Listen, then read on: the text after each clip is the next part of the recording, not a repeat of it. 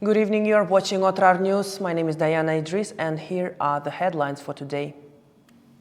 United Nations world leaders confront global upholsteries. European Union and Kazakhstan cooperation, how is the partnership evolving? Libraries in the digital age. Kazakhstan is a magnet for Indian students. A new voice in Kazakh cinema. Tigers have arrived in Kazakhstan. This week marks the start of the 79th session of the United Nations General Assembly. Key topics include geopolitical conflicts, climate change, and global security. United States President Joe Biden delivered his final speech in this role before world leaders. His speech began with a retrospective on his own career. In his address, he emphasized the need for international cooperation to tackle global challenges such as the war in Ukraine, the conflict in Gaza, and the humanitarian crisis in Sudan. Biden placed special emphasis on the war in Ukraine, noting that Russia has failed to achieve its goals and NATO is now bigger and stronger than ever. He also addressed the situation in the Middle East, calling for an end to the conflict between Israel and Hamas and expressing support for civilians suffering from the war. Biden stated that the world is at a turning point and it is important to act together so that the forces that unite are stronger than those that tear us apart. We have to keep it going. I want to get things done together. In order to do that, we must build a stronger, more effective, and more inclusive United Nations.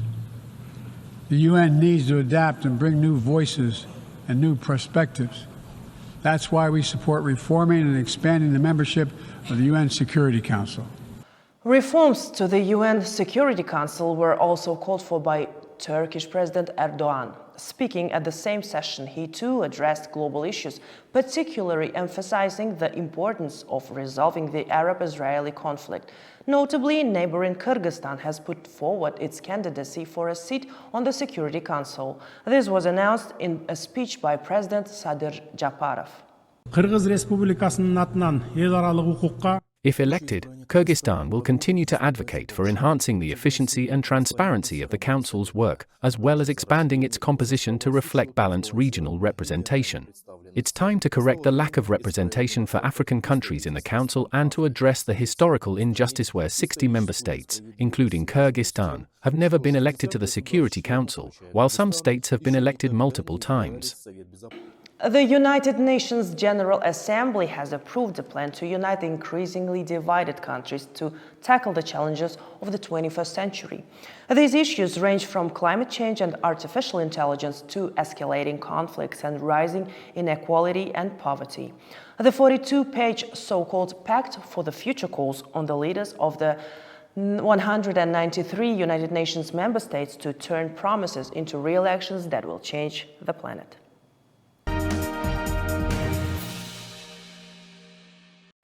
In relations with a key country in Central Asia, as well as with other middle powers, it is important to consider political realities. Experts from the Berlin Science Center, SWP, recommend. They believe that for effective cooperation with Kazakhstan, the European Union should pay attention to countries' internal and regional specifics, also its foreign policy interests. More about the experts' analysis will be shared by my colleague Yarasil Kuralbek. Good evening. How should Germany and the European Union build relationships with influential states of the global south that maintains good ties with the West but have not joined sanctions against Russia and have not condemned its actions in Ukraine? This question is gaining increasing significance against the backdrop of a changing global political landscape. Political scientist Gary Jr. notes that Kazakhstan, considering its economic interests and strategic partnership with Germany, may have opportunities for a simplified visa regime, including obtaining Schengen visas. Stronger relations between Kazakhstan and Germany could indeed facilitate the visa process, especially if cooperations in areas like mobility and cultural exchange is intensified. A closer partnership would improve the diplomatic dialogue, which could lead to agreements that ease access for Kazakh citizens traveling to Germany and other EU countries. Additionally, increased economic collaboration could build trust potentially resulting in visa facilitation for business people and skilled professionals. Such an agreement would be a positive step towards deeper connections between the two countries and the EU as a whole. The narrator states Kazakhstan possesses resources that have long attracted the attention of both US and Europe. This includes not only oil and metals, including rare earth elements, but also yet underutilized potential for producing green energy sources such as hydrogen.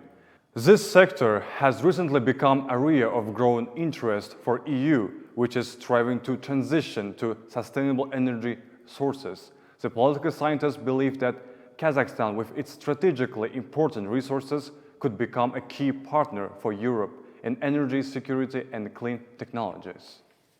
Kazakhstan play a significant role as a supplier of oil and gas to the EU, particularly in times of global energy uncertainties. The growing demand for alternative energy sources and the need to reduce dependence on Russian energy have added strategic importance for Kazakhstan. At the same time, Kazakhstan is working to diversify its own energy exports and adapt to the global shift towards renewable energy. By investing in green energy such as hydrogen, the country could remain relevant to the EU, both as a fossil fuel supplier and as a renewable energy partner in the long term. Kazakhstan's foreign policy clearly stands out against the backdrop of Central Asia countries, making it a key player in the region, the expert notes. The essence of this foreign policy lies in skillful navigating between major powers. Kazakhstan has significantly expanded its cooperation with China, particularly within the framework of the New Silk Road project. This project provides Kazakhstan with unique opportunities for infrastructure development and trade, as well as attracting foreign investment. However, experts also emphasize the importance of balancing interests to avoid excessive dependence on China. Ultimately, the question remains, can Kazakhstan maximize the benefits of its participation in the New Silk Road while remaining an independent player on the international stage?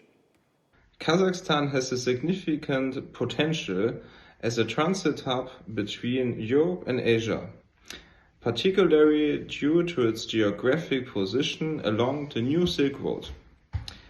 The priorities in developing these transport corridors focus on improving infrastructure, modernizing parts, and strengthening logistical networks. Kazakhstan is heavily investing in projects like the Aktau port to solidify its role in the Trans-Caspian corridor. More efficient links between European and Asian markets would enhance Kazakhstan's strategic importance, positioning the country as a key player in global trade. Kazakhstan demonstrates a unique ability to adjusting within the complex geopolitical environment of Central Asia. Proactive cooperation with Western countries and China opens new horizons for the country in the areas of economy, trade, and infrastructure. However, to achieve sustainable development and prevent excessive dependence on external players, Kazakhstan must carefully balance its interests and maintain independence on the international stage. The question of whether the country can fully capitalize on the opportunities presented remains open and requires careful analysis in the future.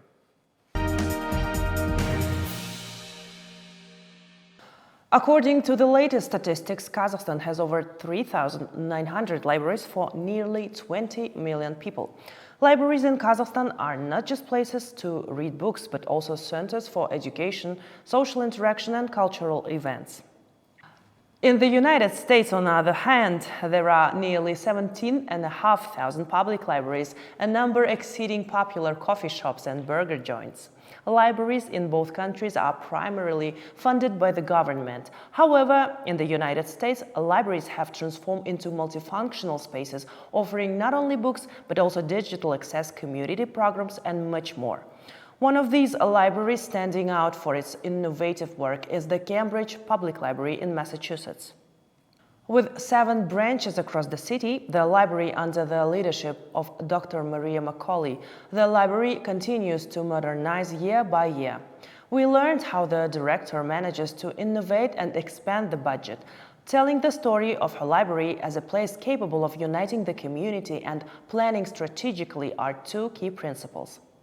So every year I go and we do a whole process of requesting support for the following fiscal year. And so I will make a case for the materials and programs, services, and staff that I think we need that ties to the strategic work we are trying to accomplish. So an example of this is we wanted to do a branch expansion hours project. And the reason that we wanted to do this is 5 years ago, we created our strategic framework through a strategic planning process. And one of the top requests from the community is more hours. People wanted more branch hours for after school, for people who work on the weekends. And so it took a really long time, but we were able to get 17 positions funded to be able to do that branch expansion. And now with the branch expansion, that has increased our hours across our branches by 65 hours per week. So that's one example, I think, of you never know where you'll land. Like if you have a vision and you're able to compel the funders to support that. Most of our funding, I would say 98% of our funding in Cambridge at the Cambridge Public Library is through municipal funding. We also have a foundation and a friends group that support, their sole existence is to help to support the mission of the library. And our foundation helps to grow donors from small donors to, for example, estate donors giving their estate after they pass on to the library. And they're really important funding partners because what they do is to provide support above and beyond what our municipal government can provide. And so they'll fund things like Staff Development Day, where we'll be able to bring in speakers and fund a nice lunch for our staff members one day a year. They fund things like sending some staff members to conferences. They fund celebrations in our libraries for the public, and they bring in a lot of our authors. Our staff work with them, so our staff are the program planners, but we can bring in a lot of big name authors through the funding that the foundation especially provides. A lot of libraries do request and rely on different kinds of grants, both private funding as well as public funding. And sometimes we tap into grants as well. Some examples in the United States of big funding bodies include the Institute for Museum and Library Services. Those are the big national grants, leadership grants that are models for other institutions across the country. And then there are also smaller funds that are channeled out to each state in the United States. So Massachusetts, for example, will get some money, and then the Massachusetts Board of Library Commissioners is able to distribute that money through their different programs and grant application processes. So sometimes we apply for those kinds of grants as well. Because we are well funded, it's not an imperative for us to do so. Dr. Macaulay focuses on accessibility and inclusivity, offering a wide range of services from digital literacy workshops to programs for seniors and immigrants.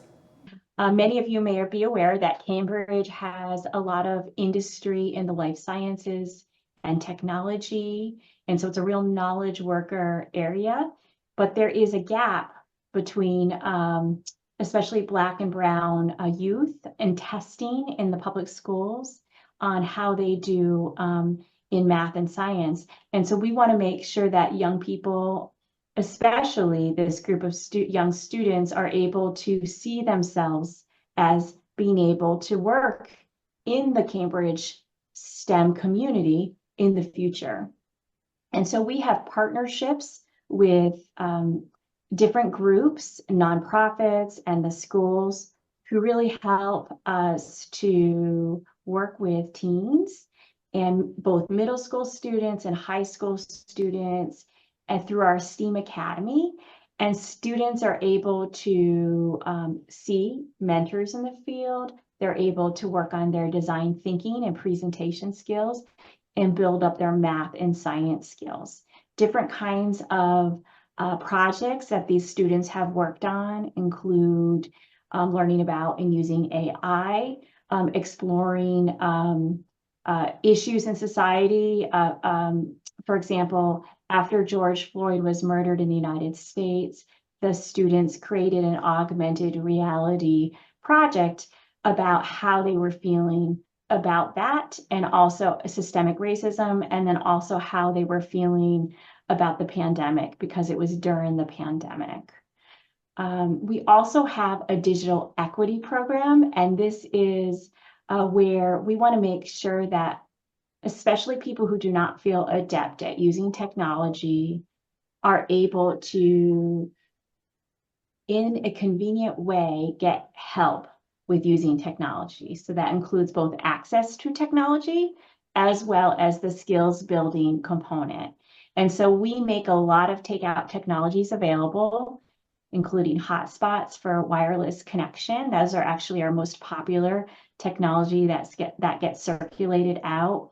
Chromebooks are another example, and it goes on. And then we teach different classes about even from how to use a mouse to how to create a presentation, how to apply for a job, we also have drop-in sessions. So for some people, a regular class is not convenient. So we have drop-in classes as well. And then one other program that I wanted to mention is our social work program. So we were the first library in Massachusetts to hire a licensed social worker. We do see that, we see all society in our libraries. So we see people who have dealt with trauma, and our social work program, and that includes our licensed social worker and interns, they help community members with things like filing for forms, with getting access to other resources in the community.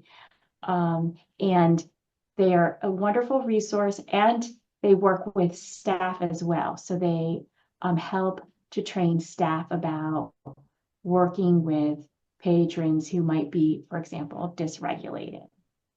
One of the significant achievements of the Cambridge Public Library is its commitment to innovation and sustainability.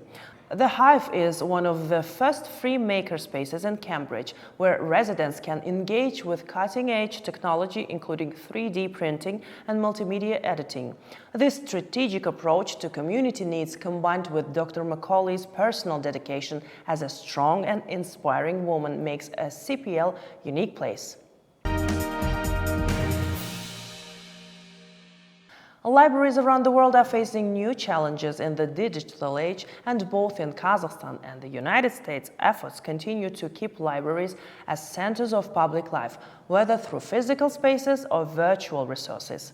Meanwhile, Kazakhstan is becoming an increasingly attractive destination for students from countries such as India, Pakistan, Uzbekistan, and Kyrgyzstan. India shows the greatest interest in our country. According to statistics in 2023, the number of students from India coming to Kazakhstan increased by 30%. The main reason for this is the affordable cost of education, especially in medical faculties. So, myself Sheetal Yadav, and I'm from India, Rajasthan, and I'm studying here in South Kazakhstan Medical Academy, and I'm in 4th year. So, one of my close relatives is studying here, so he told me about this university, and that's why I come here. How cheap? Study is cheaper, other expenses are not. Like everything is costly here except study. I think in India the medical fees is more than here. Like in there we pay 1 crore in Indian rupees. So it's so much in Tenge. Very much. More than studying here, it's very difficult to find a place because local people are not giving their apartments to Indian students. So it's very difficult and it's very expensive for us. Like 1 BHK, 2 BHK flat, find it's very difficult. What I like the most, its weather is so nice and environment is also nice. It's a fine, peaceful place. So it's very nice. Kazakhstan cinema has been attracting increasing attention abroad in recent years, largely thanks to director Adilkhan Yerjanov. His movies such as Dark Man, Goliath, The Fight of Atbay Ulbosan, and Yellow Cat stand out for their dark tones that reveal the grim aspects of the society in which his characters live. These works have received numerous awards at international festivals and have garnered recognition from critics in France, Germany, and Italy. Yerjanov's new movie Stepwolf has also captured attention. Cinematographer of movie Yerkenbek Petraliyev has become a member of the Oscar Academy Awards, and he will serve as a jury member, which opens up the possibility for a nomination for this prestigious award. Kazakh film critic Karim Kadirbayev will share insights about the film and its chances of success in nomination for Oscar. Я тут могу сказать, что One of the best films by Adilkhan Yerjanov, and I really liked it. I believe the issues raised in the film are truly important and relevant. We live in a complex time, and the events depicted in the movie remind us of the January events. At the same time, the film touches on a more universal theme, or makes us lose our human face. In any armed conflict, we indeed lose our humanity. The lead actor, the magnificent Burak Achanov, is one of the best actors in Kazakhstan, and I really like his performance in this film. As for Yerkenbek Petraliyev, he became the first Kazakh filmmaker to join the American Academy of Motion Picture Arts and Sciences. He will vote for the Oscars and will be among those who choose the films for this prestigious award. The Academy now has over 100,000 members from around the world, and he is the first from Kazakhstan to have this opportunity. As far as I know, the film recommended for Kazakhstan's Oscar submission is Baud Nasalu. It is most likely the one that will represent Kazakhstan at the Oscars. It seems that Adilkhan Yerjanov's film will not be submitted. Amur tigers were brought to Kazakhstan from the Netherlands. They were delivered to the Ile-Balkhash Reserve. The animals are planned to be used to restore the population of Turan tigers, which disappeared in the middle of the last century. Bohdana is a 12-year-old female tiger who came to the Netherlands from a zoo in Germany 10 years ago. Kuma, the male, is 9 and came from the Italian zoo. He has been in the Netherlands since 2017. Tigers became extinct in Kazakhstan about 70 years ago, and currently there are only about 5,500 tigers in the wild. The World Wild Fund for Nature hopes that if the tigers reproduce successfully by 2035, there will be about 50 individuals in the region. This was the weekly news digest in English. Thank you for watching us. Goodbye.